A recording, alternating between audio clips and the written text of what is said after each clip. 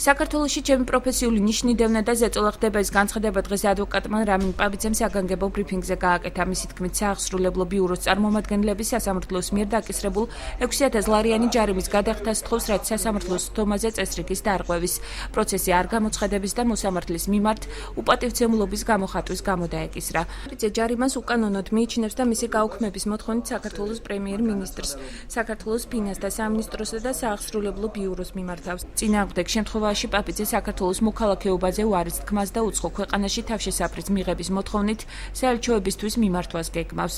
რამინ პაბიძე თვლის, რომ ჯარიმები მის მიერ გაკეთებულ განცხადებებს უკავშირდება, სადაც ის ყოფილი და ახლანდელი მაღალჩინოსნების ბრალეულობაზე საუბრობს. მე მინდა საქართველოში ცხოვრება, მე მინდა გავაგრძელო საადვოკატო საქმიანობა და გადამაყოლებენ, ასე ვთქვათ, მათ ვიწრო პოლიტიკურ ამბიციებს ვიღაც, ასე ვთქვათ, დეგრადირებული ჩინოვნიკების პრეტენზიების თუ სიულების გამო. მიმართავ საქართველოს პრემიერ-მინისტრს, მიმართავ ასევე საქართველოს ფინანსთა მინისტრს, საქართველოს იუსტიციის მინისტრს, საქართველოს საახსრულებო ბიუროს ხელმძღვანელს, რომ ჩემს მიმართ შეაჩერონ დაწყებული იძულებითი აღსრულება შეაჩერონ, რომელიც დაკავშირებულია სააკაშვილის ხელისუფლების დროს სასამართლოების მხრიდან უკანონო და უსაფუძვლოდ გამოყენებულ ჯარიმებთან.